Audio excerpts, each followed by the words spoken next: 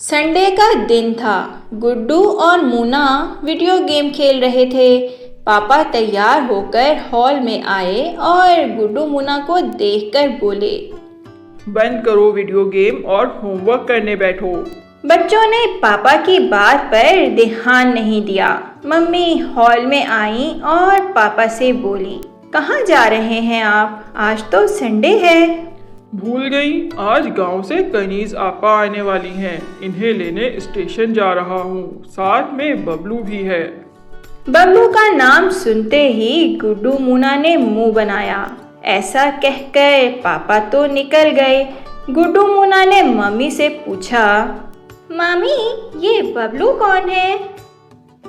पापा की एक दूर की बहन है। इनका बेटा है बबलू, तुम्हारी ही उम्र का है। अगले महीने इनकी बेटी की शादी है तो कुछ खरीदारी के लिए शहर आ रही हैं, तो बबलू भी साथ आ रहा है।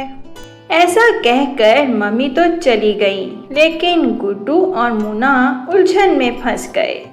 ओह, तो क्या हमें इस बबलू के साथ खेलना होगा? इसके साथ सब कुछ शेयर करना होगा। गांव वाला है, मैंने सुना है गांव वाले बड़े अजीब होते हैं। कहीं ये बबलू हमारे खिलौने ना खराब कर दे। आइडिया, हम सारे खिलौने छुपा देते हैं और होमवर्क करने बैठ जाते हैं। फिर ना तो हमें बबलू के साथ खेलना पड़ेगा और ना ही कुछ शेयर करना पड़ेगा। गुड्डू मूना ने कमरे में आकर सारे खिलौने छुपा दिए। गुड्डू ने साइकिल भी छुपा दी और दोनों हॉल में बैठकर होमवर्क करने लगे। थोड़ी देर बाद पापा कनीज आपा और बबलू के साथ घर आए तो मम्मी इनसे मिलने लगी, लेकिन गुड्डू मूना ने इनकी तरफ ध्यान भी नहीं दिया।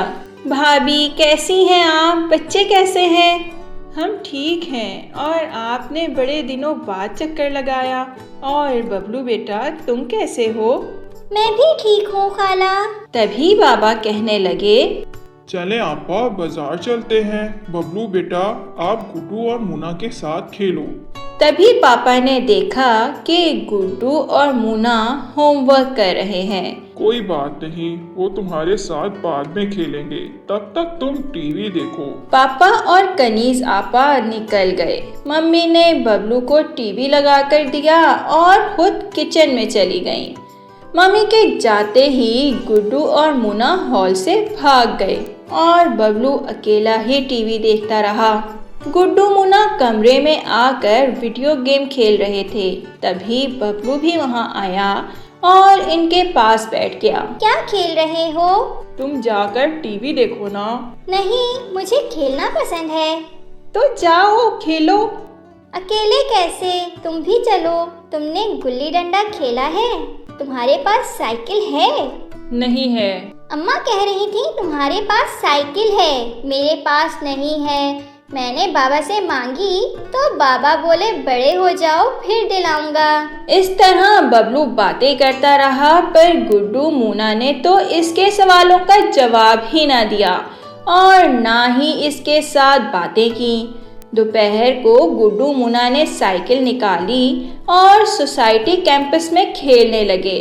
बबलू भी इनके पीछे पीछे आया तो गुड्डू बोला, तुम यहाँ क्यों आए हो? जाओ उधर बैठो, हमें खेलने दो। बेचारा बबलू एक तरफ बैठ गया और गुड्डू मूना साइकिल से खेलने लगे। मम्मी वहाँ आई तो उन्होंने देखा बबलू अकेला बैठा है और गुड्डू मूना साइकिल के मज़े ले रहे हैं। ये देखकर मम्मी दुखी हो गई। रात हो गई। बाबा और कनीज आपा भी घर आ गए। फिर सबने मिलकर खाना खाया और हॉल में बैठकर बातें करने लगे। थोड़ी देर बाद कनीज आपा बोली, चलें भाई, हम चलते हैं। 9 बजे की ट्रेन है। ये क्या, इतनी जल्दी क्यों जा रही हैं? रुक जाए ना कुछ दिनों के लिए। नहीं भाभी, इनका खाना पीना और बबलू का स्कूल भी तो है। हम फिर कभी आएंगे। बबलू वापस गांव जा रहा था। ये देखकर गुड्डू और मूना खुश हो गए। तभी बबलू बोला, अम्मा आप कुछ भूल रही हैं। अरे हाँ, अच्छा याद दिलाया। जाओ बैग लेकर आओ। बबलू बैग लेकर आया और अम्मा ने बैग से एक पोटली निकाली और मम्मी को देते हुए कहा, इसमें जंगली बेर हैं, बड़े खट्टे मीठे होते हैं। बबलू ने खुद जंगल से लाए हैं। कहने लगा मामू के घर जाएंगे तो गुड्डू मुन्ना के लिए बेर लेकर जाएंगे।